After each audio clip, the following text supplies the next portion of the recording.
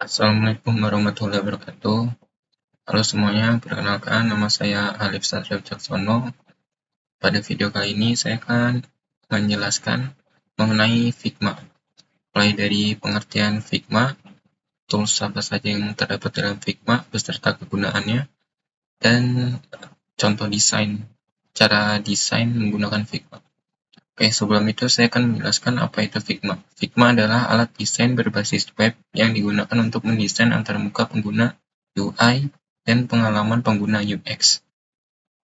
Di Figma ini, kalian juga bisa membuat PowerPoint seperti ini. Ini saya membuat slide ini di Figma. Oke, selanjutnya saya akan lanjut pada tools-tools yang ada di Figma. Oke, di sini ada tools move yang digunakan untuk menggeser objek ya. Nanti akan saya berikan contohnya seperti apa. Di sini hand tools ini digunakan untuk menggeser-geser layarnya, dan untuk memperkecil dan memperbesar layarnya bisa menahan CTRL lalu scroll mouse-nya. Tapi kalau misalkan menggunakan touchpad di laptop lebih mudah karena tidak perlu mengganti tools move ini sama hand tools ini. Selanjutnya di sini ada scale, ini digunakan untuk merubah ukuran objek, tapi elemen di dalam objek itu ikutan berubah ukurannya, menyesuaikan dengan wadahnya. Nanti akan saya berikan contohnya. Di sini ada frame. Frame ini digunakan untuk membuat latar ya, kayak wadah untuk desainnya. Misalkan di sini saya ingin membuat desain untuk HP. Di sini saya akan memilih yang iPhone 16. Seperti ini. Di frame ini juga terdapat auto layout ya. Nanti akan saya jelaskan. Oke, selanjutnya ini ada section. Section ini digunakan untuk menggabungkan beberapa frame, mengelompokkan beberapa frame ya.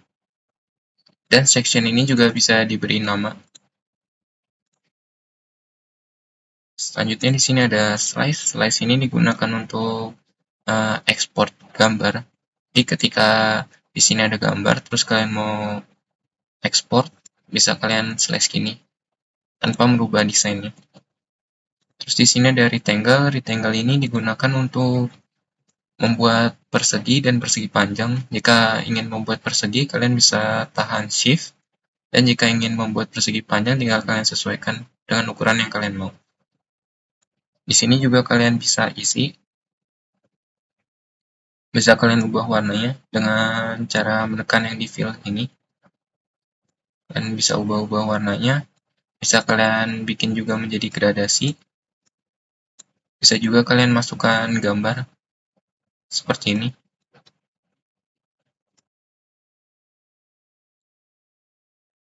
Di sini selanjutnya ada line. Line ini berfungsi sebagai garis. Jika kalian ingin membuat garis, di sini kalian bisa atur ketebalannya juga di sini. Misalkan saya ingin membuat ketebalannya jadi 10, ini akan menjadi lebih tebal. Di sini juga bisa kalian ubah warnanya. Bisa kalian juga bikin gradasi. Selanjutnya ada raw, ini panah. Ini juga bisa diatur ketebalannya.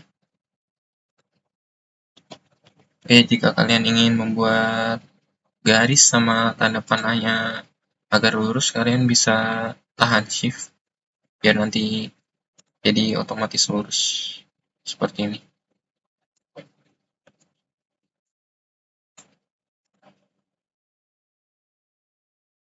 Selanjutnya ada ellipse. Ini digunakan untuk membuat lingkaran dan oval. Kalau ingin membuat lingkaran, kalian bisa tahan shift. Kalau misalkan ingin membuat oval, bisa kalian sesuaikan dengan bentuk yang kalian mau. Di sini juga bisa kalian ubah ini ya bentuknya. Kalau misalkan kalian klik 2 kali.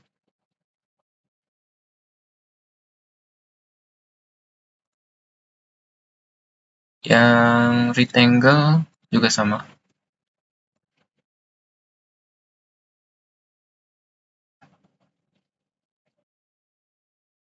Selanjutnya ada polygon, ini digunakan untuk membuat segitiga.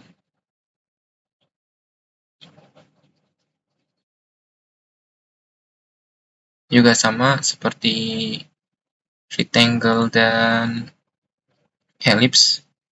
Ini juga bisa dimasukkan gambar, bisa dibuat gradasi, bisa diubah juga warnanya. Terus ada star untuk membuat bintang ya. Terus yang image ini digunakan untuk mengimport gambar maupun video ke dalam sini. Terus selanjutnya ada pen. Pen ini digunakan untuk membuat, misalkan kalian ingin membuat trapesium, bisa kalian manfaatkan ini pen. Kalau misalkan yang pensil, ini sama, tapi garisnya tidak selurus pen.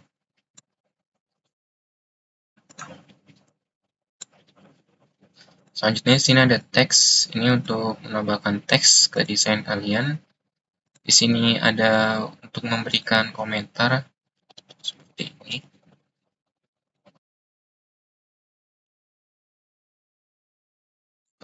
Ini digunakan untuk mencari.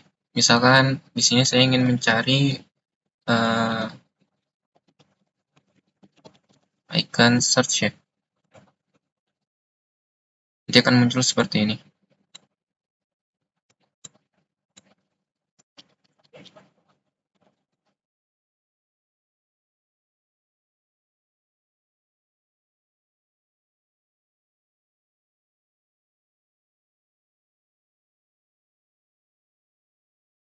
Oke.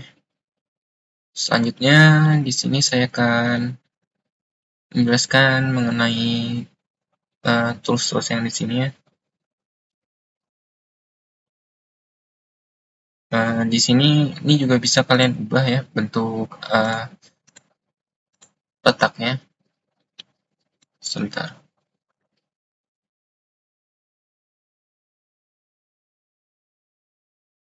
Misalkan kalian ubah menjadi 90, ini nanti akan berubah di sini.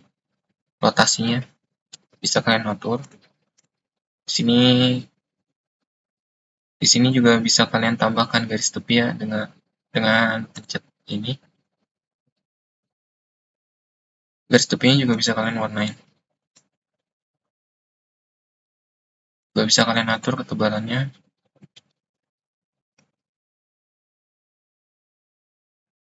Untuk yang efek ini digunakan untuk membuat seperti ada bayangan ya. Dapat dilihat di sini seperti ada bayangannya. Kegunaan efek.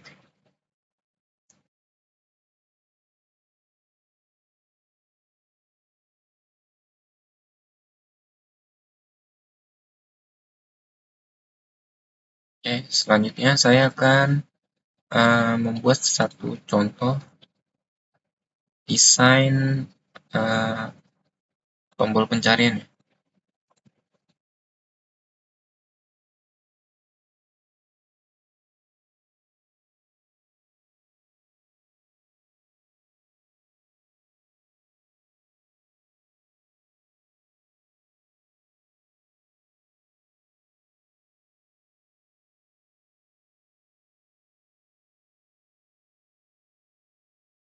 Misalkan saya ingin membuat seperti ini. Ya, saya ubah menjadi frame.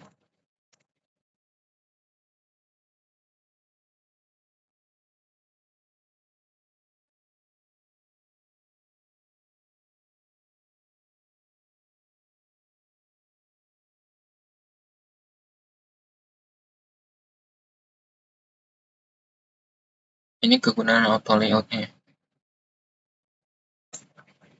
Sebentar. Sedikit. Nah, ini kegunaan clip content di auto layout ini untuk menyimpan elemen yang ada di dalam objek ini. Agar ketika kalian mengecilkan, objeknya itu akan ikut. Kalau misalkan kalian nggak nyalain, ini nggak akan ikut objek yang dalam sini.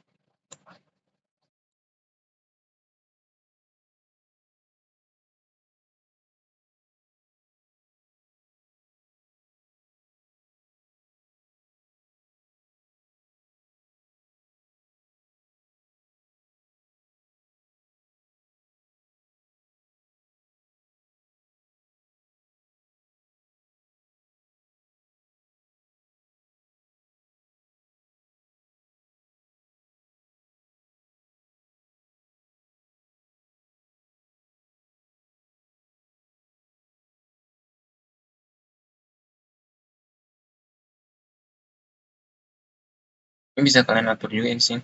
Ini fill container ini untuk mengisi sesuai ukuran wadah itu, sesuai ukuran frame ya. Dia akan nyesuaiin. Sini saya akan ubah.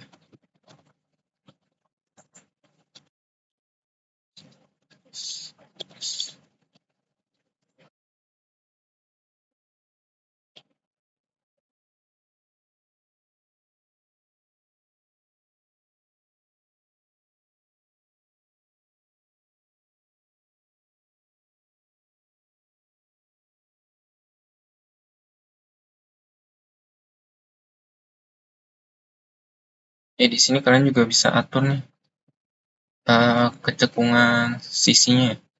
Misalkan ini sebentar, saya ubah menjadi 10.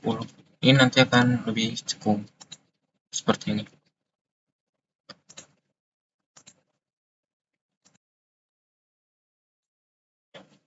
Di sini ada komponen ini digunakan untuk membuat interaksinya. Di sini saya akan membuat menjadi beberapa interaksi.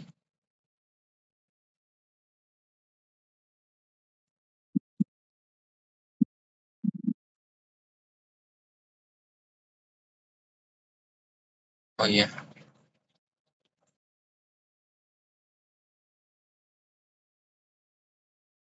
nah ini perbedaan dari penggunaan yang move sama yang scale ya. Tapi ini karena udah di auto layout, jadi dia akan ikut. Kalau misalkan belum,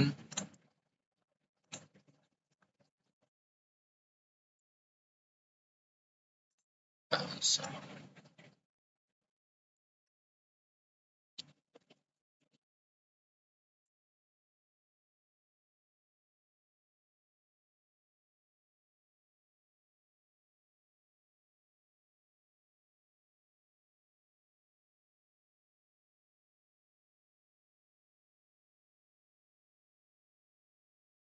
Move akan seperti ini kalau misalkan kalian ingin mengecilkan wadahnya. Ukurannya nggak akan ikut berubah isinya. Tapi kalau misalkan kalian menggunakan scale ini ukurannya akan ikut berubah isinya.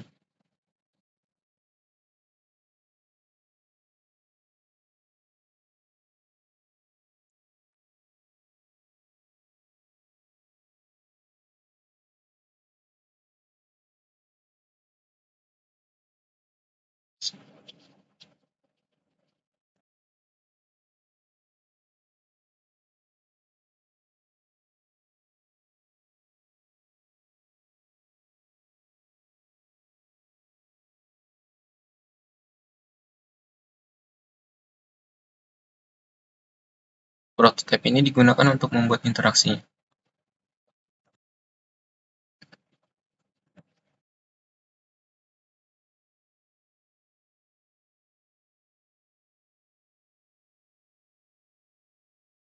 Jika kalian ingin membuat animasinya lebih mudah, kalian bisa menggunakan Smart Animate.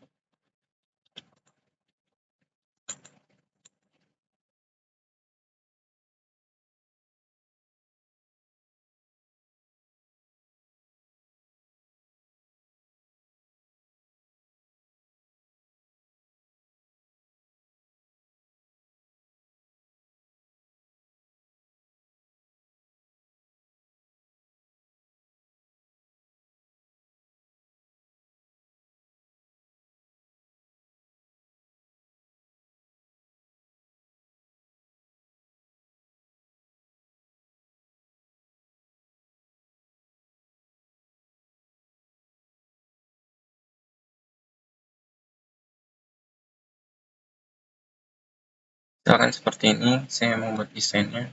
Di sini masih belum rapi ya.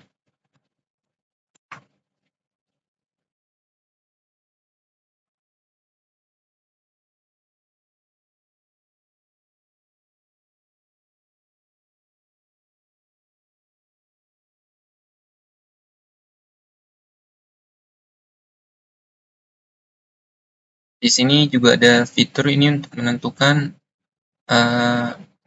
bagaimana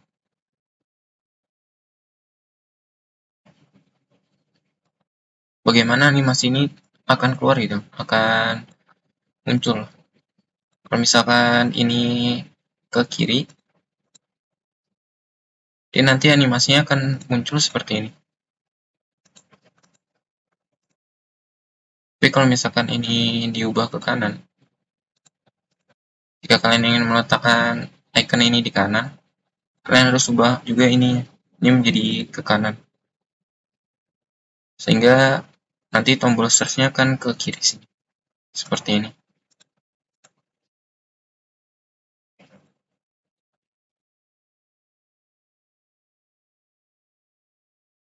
Kalau misalkan kalian ubah ke bawah, nanti akan munculnya ke atas ketika diklik.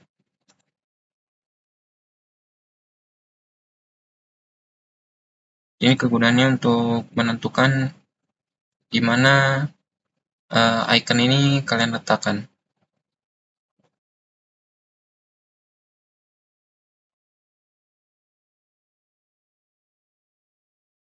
Oke, mungkin sekian saja video mengenai Figma kali ini. Jika di dalam video ini terdapat salah-salah kata, saya mohon maaf. Sekian dari saya. Semoga video ini bermanfaat. Sekian dari saya. Wassalamualaikum warahmatullahi wabarakatuh.